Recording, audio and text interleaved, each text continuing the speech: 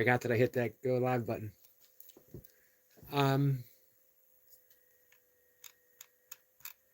Hey guys.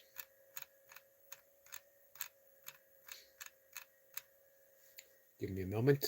We'll bring up the desktop. We're going to put my shoes on. There we go. Hold on one second.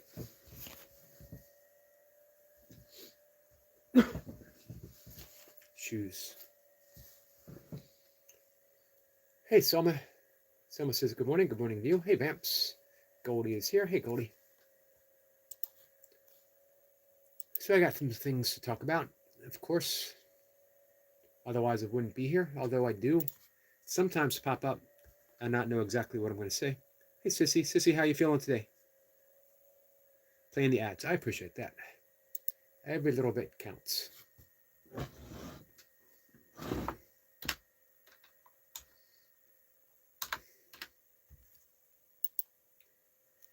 So this morning, I thought about, and I read about, and I wrote about miracles. Not sure where to start. Hey, Longshun. Longshun says, yo giggity, yo giggity. Hey, Sniper. About the same, but will remain in good spirits.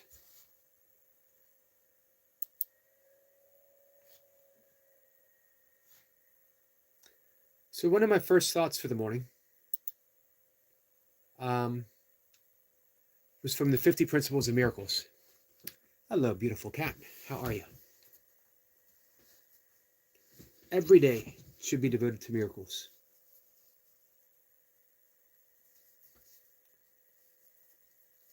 What does that exactly mean? Well, I'm glad that you asked. First off, let me read what I wrote. Very short. One of the shortest things that I've written in a little bit. This is the day for miracles. Here, a miracle is defined as a shift in our perception, having just a little willingness to see the world another way. It's asking for help from the greatest aspect of ourselves in order to extend love to others. A miracle is true forgiveness. Today, we devote to miracles.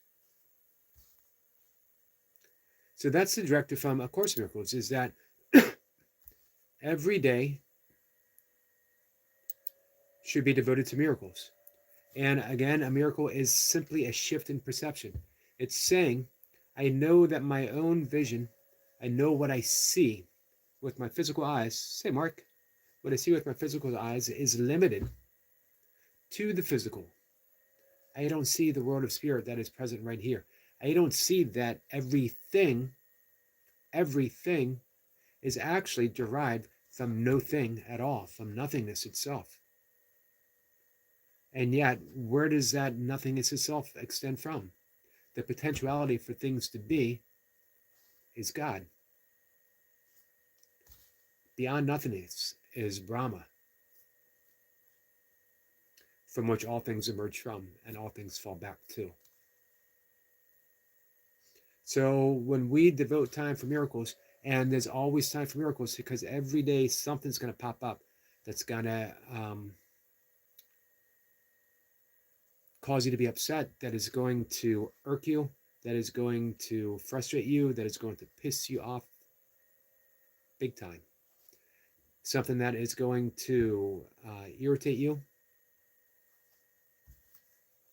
All of that is opportunity.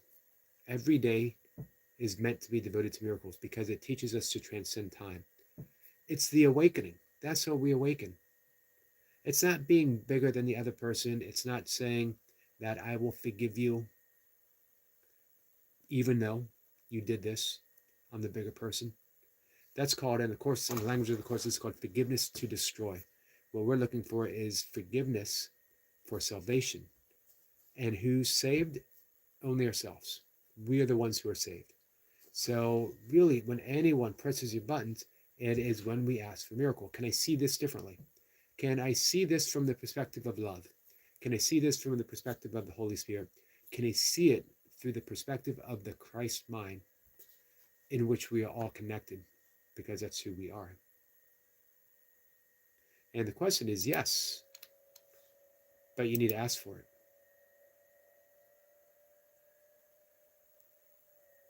Very first principle of the principles of miracles is there is no order of difficulties in miracles. One is not harder or bigger than another. They are all the same. All expressions of love are maximal. So, whatever it is, someone cutting you off in traffic, someone calling you a name online, someone just getting on your nerves, in the principles of miracles, it's all the same because they all equally disturb your peace of mind. There's no such thing as a small upset. An upset is an upset is an upset. Now, maybe some you let go of sooner than others, but still, in that moment, your peace of mind has been disturbed, and it doesn't have to be. You can let that go. All right. Ashes to ashes, dust to dust, says Long John. Long John, how are you, my friend? Hey, Anna. Anna, how are you? I'm good. I think I'm going to live stream my workout today. It won't be a long one. I got kettlebell jerks and a kettlebell snatch set.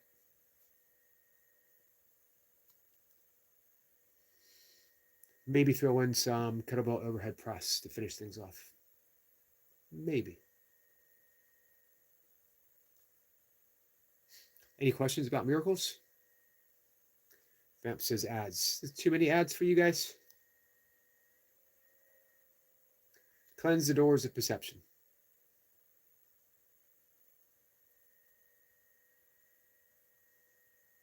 The key is to realize we all have our own perceptions.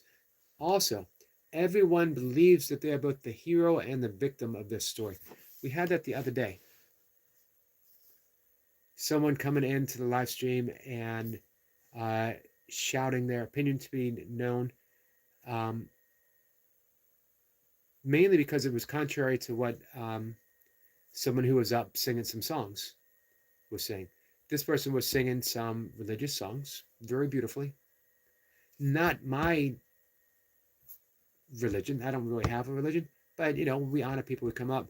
And this person thought their voice was valid in contradiction.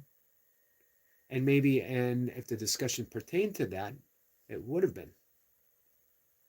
However, one of our awesome moderators thought it was disrespectful, so they were timed out. And man, that cued off the victimhood. But in the victimhood, they charged to their own defense, which gave them that sense of being a hero. So on and on the story went.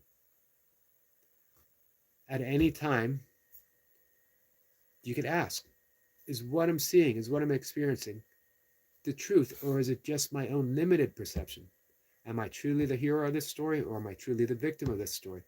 Or maybe it's just a story that I made up in my head, and I can let it go, and I can go back to my peace of mind.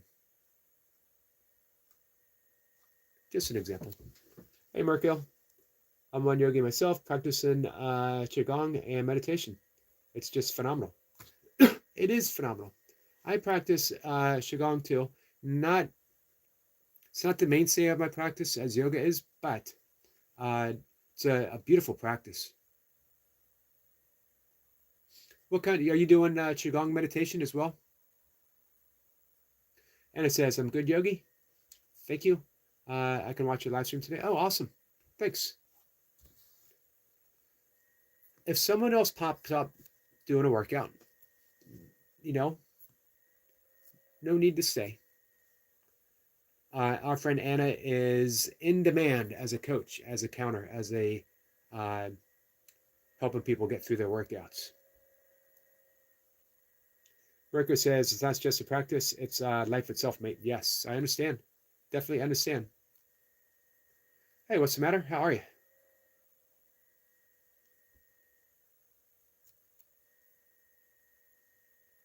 I'm going to read one more thing. Mark says, I'm doing the Jesse Pollack workout. Man, you stepped into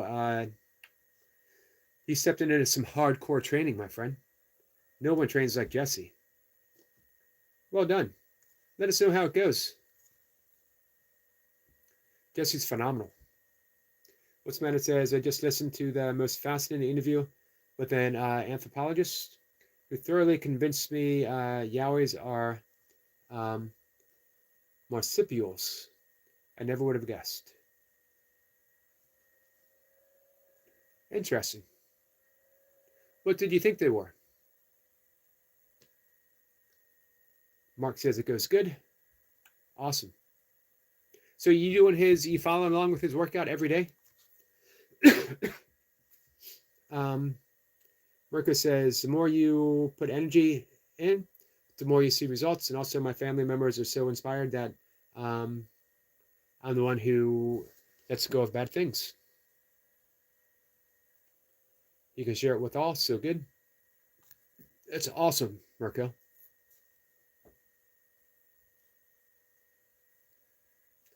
Mark says, I know this channel from that channel. Yeah, Jesse's been really kind to me. Uh, give me some shout outs, send people over. Jesse's just a really good guy. The fact that he's got such a big channel and such a large following, and he takes time out to support us.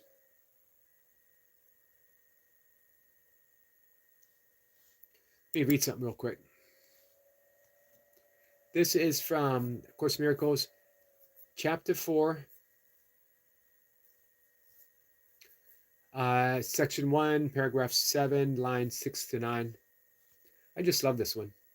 Again, nothing you do or think or wish or make is necessary to establish your worth. I'm going to repeat that again. Nothing you do or think or wish or make is necessary to establish your worth. It doesn't mean don't make something or don't think something or don't do something. It's saying that your self-worth is already established and doesn't need to be defined by what you think or do or say.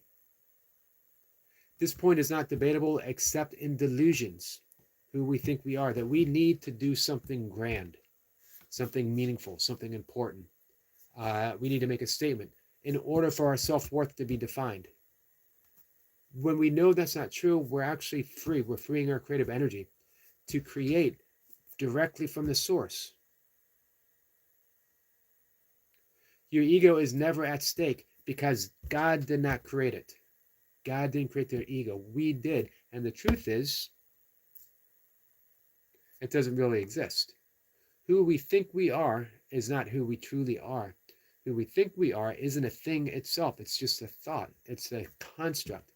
A set of beliefs that aren't even ours. We've inherited most of them from parents, from grandparents, from teachers, from aunts and uncles, from clergy, from books, from magazines, from media, from our friends. All of that informed us of who we think we should be. And yet, we are none of those things at all. Asking for a miracle says, I wish to see beyond my limited social construct. I wish to see beyond my beliefs to who I truly am. So your ego is never at stake because God did not create it. Your spirit is never at stake because God did. I love that line. Your ego is never at stake because God did not create it. Nothing God did not create is real. It's an illusion. Your spirit is never at stake because God did create it. Beautiful line to consider. Meditate on that throughout the day. Meditate this upon the tree of woe. Where did that line come from? Name the movie. I'll give whoever comes up with where that line was inspired by, meditate that upon the tree of woe. I'll give him a huge shout out. Not that that matters, right? What's the matter says, I have to think on that one. I wonder why I was so driven to leave a mark, so to speak. Because it speaks of our mortality. Hey, Mark. Mark can be left non-verbally, how you walk through life. You don't fully understand that.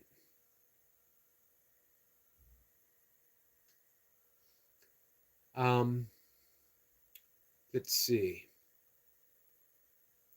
So we realize our own mortality. We realize our own transient nature, that we are a blip in the passage of time. So if we leave something, it'll give us a sense of immortality because that's the limited perspective of the ego. That's the perception of the ego, that it is small, that it is lost, that it exists within the framework of time, and that it will go, it'll vanish. But if I can build something and leave my mark, it'll last forever. There is no such thing as forever in the construction of the world through the ego, because it's time bound. However, when we realize who we truly are, an idea in the mind of God, we are already a testament, we're already a statement. How could we not be? What God created is a statement of God. What the ego creates is small, temporary, and illusional, delusional. So it's only a statement of something small and insignificant that's not going to last. Every great monument that you see, no matter how beautiful, will one day be gone. The statement that you make through your practice of kindness, through your practice of forgiveness, through extending love, goes on and on and on and on forever.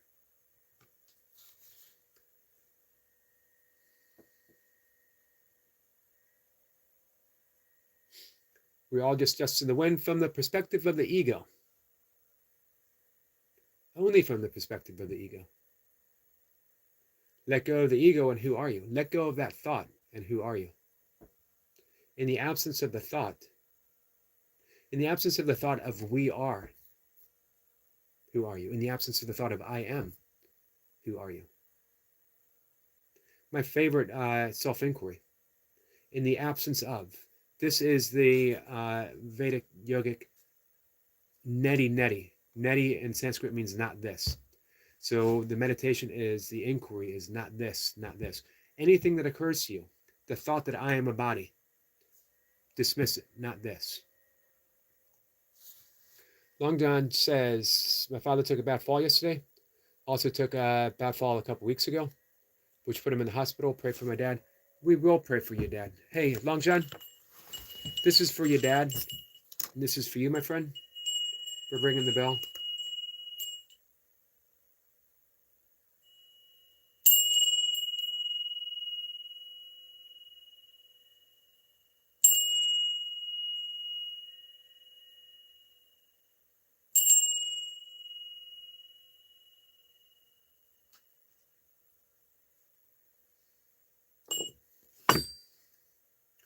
For your father, my friend. I got one more shoe to put on. And a watch. Worker says, the now is everything that exists. You can slow down time. And don't get that last part. Love with meditation and living in the now. Agreed, my friend. Mark says, I have to go. See you later, Yogi and community. See you, Mark. Mark, remind me next time you pop in, I will mod you up, my friend. If you want to make some friends. Kat says, the ego made the body. We are all egos or the body. We are not egos or the body. The great line from the Course is, I am not a body. I am free, for I am still as God created me. What's Mounted says, hopefully we are one, part of the great consciousness. So you can experience that. You can experience who you truly are. That is the making of miracles, asking for a miracle. Anna, extended prayers. Marco, extended prayers.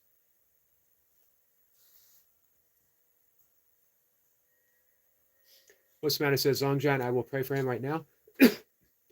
I've only done so maybe a dozen times in my life. Thank you. What's the matter?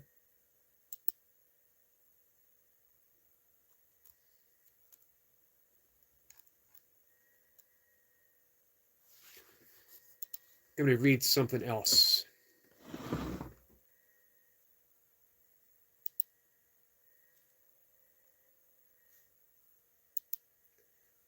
From lesson 189. This is how to experience this.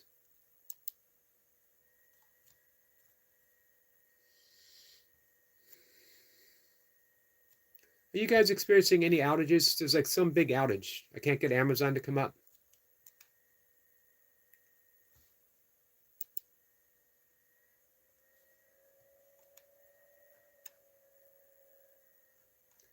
So lesson 189 of Course in Miracles says, I feel the love of God within me now. When you can, and remember, you don't have to use the word God. You can use the word Tao, universe, love, Christ consciousness, Krishna consciousness, Buddha consciousness, Allah, the universe is, Richard Bach would say, the great isness. In Buddhism, they like to say suchness. Longden says, thank you, Yogi. I appreciate you so much. You're welcome, my friend. That's not, I hope you're doing well.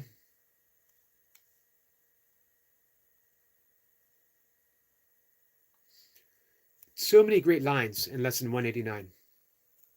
There is a light in you this world cannot perceive. And with its eyes you will not see this light, for you are blinded by the world. Nothing blinds like form. Nothing blinds like the world of our perception. But our perception is not the actuality.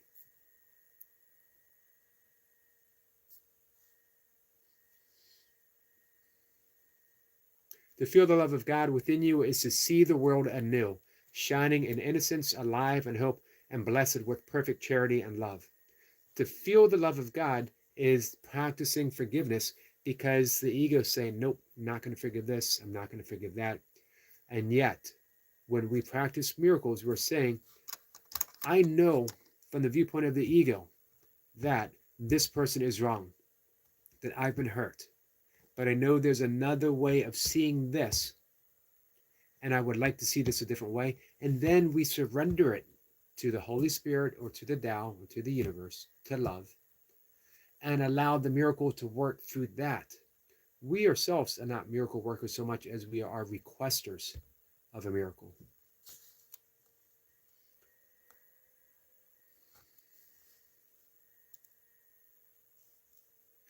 So this is a passage I wanted to read. I absolutely love this. I read this a bit yesterday. Simply do this. Be still and lay aside all thoughts of what you are and what God is. All concepts you have learned about the world, all images you hold about yourself. Empty your mind of everything it thinks it is, either true or false, good or bad, of every thought it judges worthy, and all the ideas of which it is ashamed. Hold on to nothing. Do not bring with you one thought the past has taught, nor one belief you've ever learned before from anything.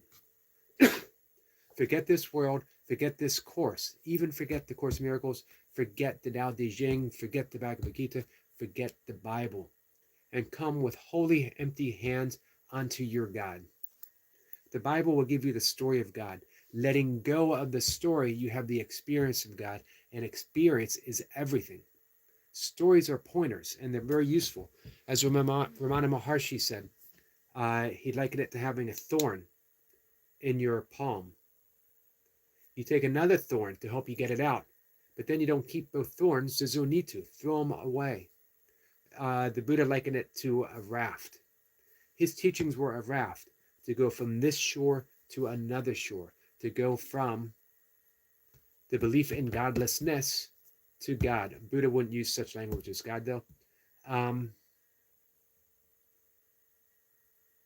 Even A Course in Miracles, we throw it all away. Every thought, every concept, every belief you have about yourself, every teaching you've ever learned is a great pointer, points you in the right direction, but it is not the territory. It's a map. It is not the meal, it's a menu. At a certain time, we start to really get hungry. And we're looking at the menu, and we're looking at the menu.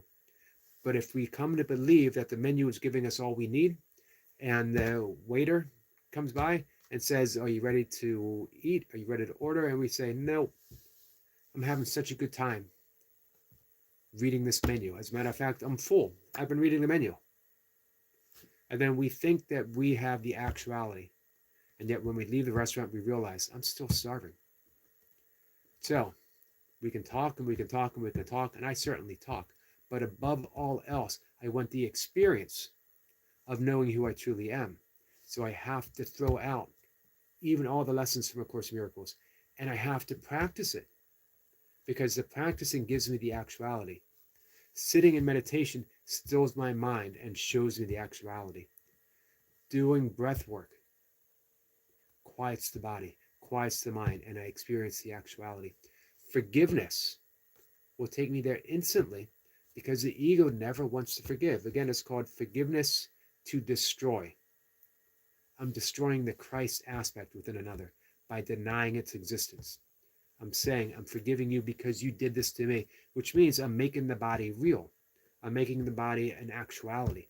The body is an appearance within the mind of God. The body is an experience of the physicality, which is an illusion. When we let the body go, and I don't mean not honoring it, I don't mean not taking care of it, I don't mean not protecting it. Just don't believe it's who you truly are. How could it be? If you lose a finger, are you any less?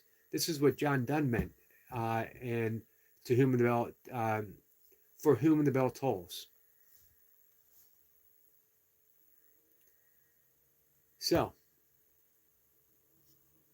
we want the actuality. We want the experience. Forgiveness for salvation says, I forgive you. Let me rephrase that.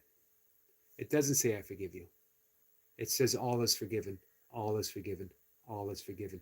Because in the mind of God, no sin has transpired. No sin has actually happened.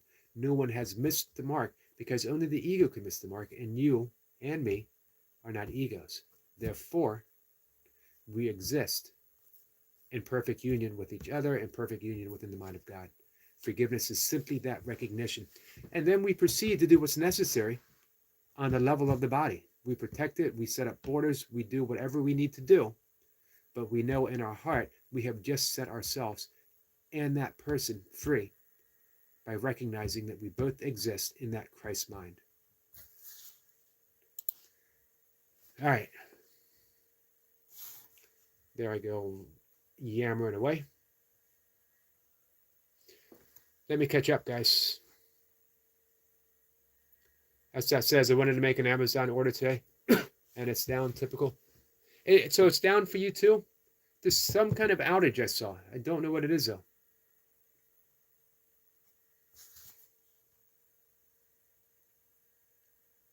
Longer says, accept the Holy Spirit's thought system instead of the ego. Absolutely. Absolutely. So, Long John, have you been diving in the course? Hey, Alberto. How are you, my friend? Love you, bro. Peace to you, too. Thanks for coming back. What's the matter says, man, a thorn in the palm is a particularly vicious and regrettable occurrence, too. It is. I think even worse is a thorn in the foot, which has happened before. Sniper says, have a wonderful start to another wonderful week. You too, Sniper. I saw over at Kathy, you said you had a meeting with a client. And it says, I enjoyed rereading short stories from one of my favorite books yesterday, Bliss and Other Stories by Catherine Mansfield. It feels so good to read again. I'm glad you're reading again. I'm going to look for that. Anna? Longjoy says, have power here, but had a bit of a hard rain and hard wind that has passed. We had some rain last night. I think it's going to be better when I head out for my walk. Esther says, well said, Yogi. Well, thank you. Longjoy says, Metallica. I'll be honest with you, Esther. I don't remember exactly what I said. Osman says, deep things to consider. Even let those deep things to consider go. When you let it all go, all we have is the present moment. And the present moment stands aside from time itself. And it says, thank you to all. Wish you a wonderful start to another wonderful week too. So this afternoon we have Miss Flipper. Monday Miracles with Miss Flipper. Her and I are going to talk all things Course Miracles. Nothing set, but we'll see what comes up. I want to talk a little bit. I want to get Miss Flipper's perspective on Borderlands, the Borderland, because that's an interest that Kat has had lately. Sitch says, hi, had to get a new account. What's up, Sitch? How come?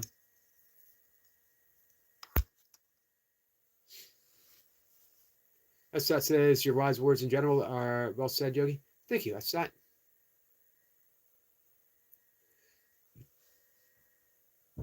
I appreciate that. Um, oh, so yeah, we'll talk to Miss Flipper about that. And I don't know for certain, I think that Martin Petta, who is a course student, teacher, and meditation teacher, is going to come up this evening, and we're going to talk about Course of Miracles and meditation. However, he's been having some internet issues all the weekend, and he wasn't sure he was going to make it. He asked me to reschedule, and then he said he thinks everything's going to be all right. I have not heard back.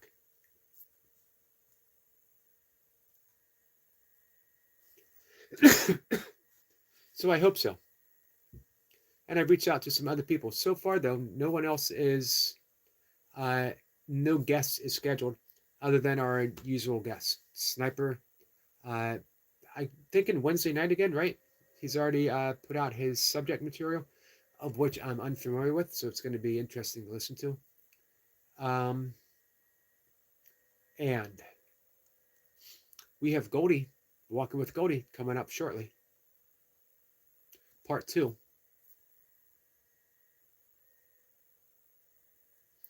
You guys familiar with John Kabat-Zinn, mindfulness teacher? He is a physician for Harvard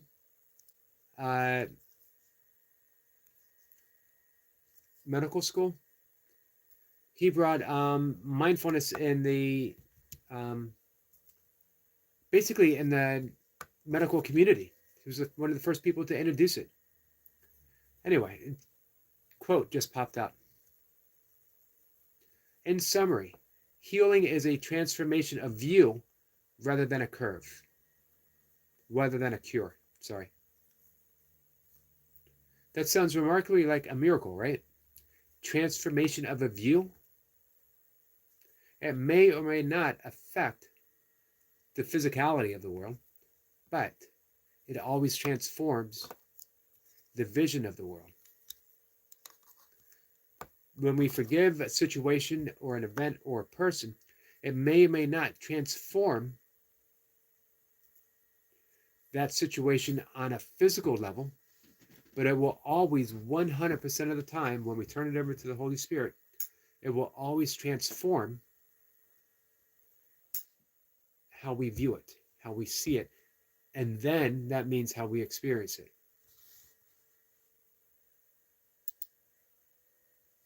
All right, guys, we're going to head out and walk in just a minute. Postmatter says, I find it difficult to let my mind relax and just let go. I got to shut off 3 or 4 stations all at once. That's the mind trying to let go of the mind, and it never happens. That's why people have so much difficulty in meditation. Goldie says, Vamp says, yes, please watch over part 1. It might give you context. So part 1 is on my channel, Walking with Goldie. You'll see it. Oh, your cousin deleted the other one? I'm sorry, Stitch. That's your young cousin? Long just says, I'm just getting into the course. Definitely been checking it out, though. Need to read from beginning to end. Yes, the important thing is to do the workbook lessons. 1 a day. No more than 1 a day. You can stay with anyone for as long as you feel you need to or want to, but never do more than 1 a day. That's what puts it into actual context. That's what brings it into the actuality.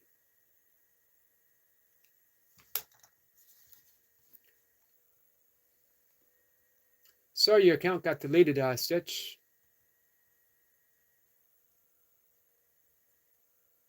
Welcome back, though. I forget. Relaxing the mind. You'll never relax by trying to relax. You'll never relax by saying, okay, I gotta relax. Because now you just introduced an objective. And it's hard to be relaxed when you have the objective of being relaxed. So put into place the relaxing things, the things that help you relax with no pressure whatsoever. That's the key to doing breath work. And that's the key to meditation. Meditation isn't the absence of thoughts, it's the awareness of thoughts. So when you simply allow yourself to shift and it happens on its own to that awareness, relaxation happens on its own. I mentioned before, anyone who wants to learn to meditate, let me know. I will teach meditation for free to any channel member, absolutely for free.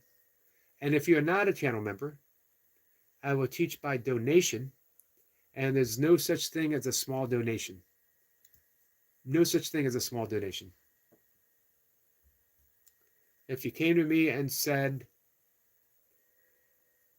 I'd love to learn meditation, I can't afford anything, I'll buy you a pack of cigarettes, I would say, well, I don't smoke. Thank you for the gesture. Let's go ahead and learn how to meditate. There are no small donations. Same with breath work.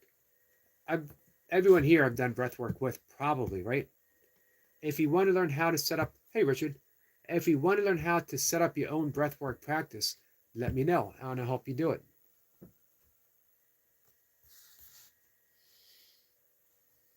Richard, how are you? Long Joe says, going to get that workbook indeed. It's free online, by the way. Foundation for Inner Peace, the original publishers of A Course in Miracles, just celebrated this weekend their 50-year anniversary.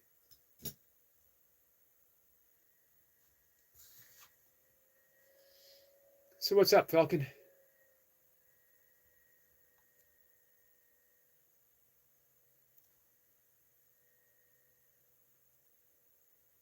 Hey, Dolly, my singing partner. My Elvis singing partner. Good morning, beautiful friends. Good morning, beautiful Dolly. Peace and happiness to you all. I was thinking about you this weekend, Dolly. Just because I saw you live and I got a chance to hang out for a bit, and you came up on my live and we got to hang out. But I also saw you in other channels, and I thought, you know what? Dolly's just this great force of love that shows up wherever she's needed.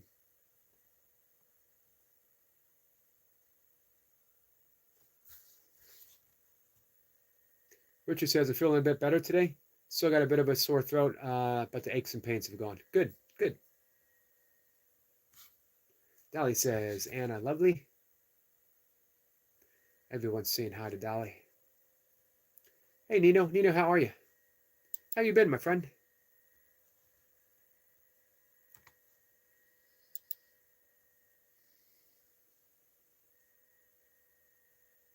Long just says, that's cool.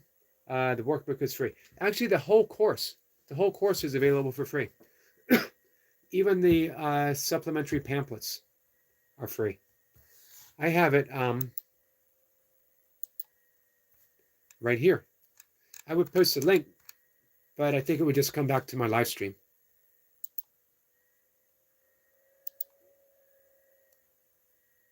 I can try. Let me know if this works.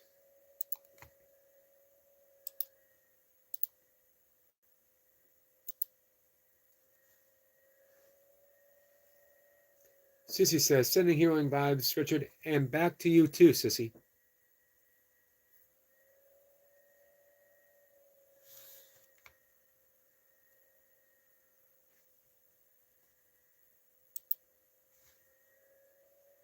So for me, the link works, but it might not work for you guys. All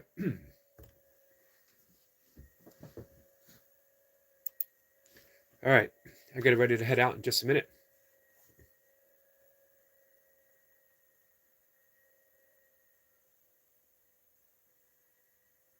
Oh, it went to my channel? Did it go to my channel? Oh, Longo says it worked. Awesome. So there you go, guys. Free version, the original version, the original published version.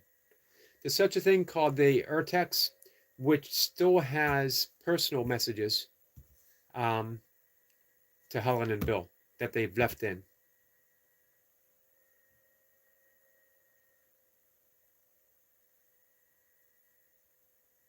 Dolly says, if you're enjoying the channel's content, hit the like button, show support, share this out, and subscribe. Hey, Miss Flipper, I was just talking about you. Long John says, everyone takes screenshot of a link you can't click on. Oh, if you can't click on it. Hey, good idea. Really good idea. Long John says, no, it went here. Yeah, I was afraid of that.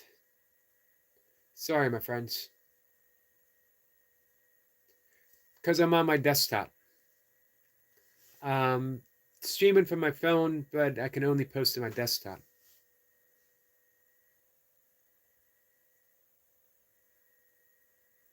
Sissy says about the same, but my 10 and 1 arrived yesterday, and being on the mend is awesome. Dolly says, I love you, squirrel. Everyone is saying hi to Sniper. Hope you're doing well, Miss Flipper. We're on for today, right?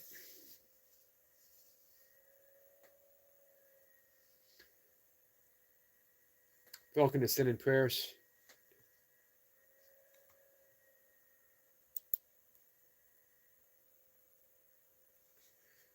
Sissy, I'm sorry,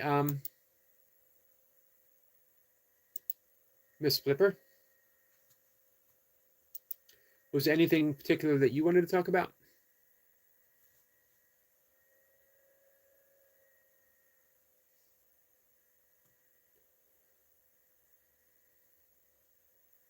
Miss Flipper says, thank you, and yes for evening. Awesome. And again, I think Martin Petta is coming up, I hope. I have a few more people I've been reaching out to. The Keeney Wild is supposed to come up, but we're working on that time difference.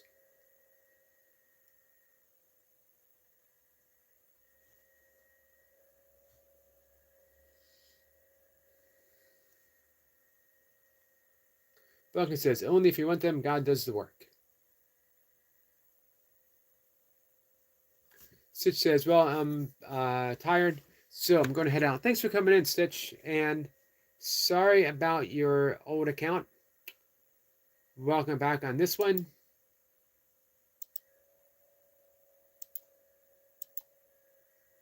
Hey, Mercy. Mercy, how are you, my friend? We're getting some love from Mercy. Always appreciate that. All right. Unfortunately, guys, I need to head out, go out and take my walk, and get ready for my workout. I will live stream my workout. And then we have Miss Flipper. And then the evening live stream tomorrow is Tuesday. What happens on Tuesday? I don't know what's going to happen on Tuesday.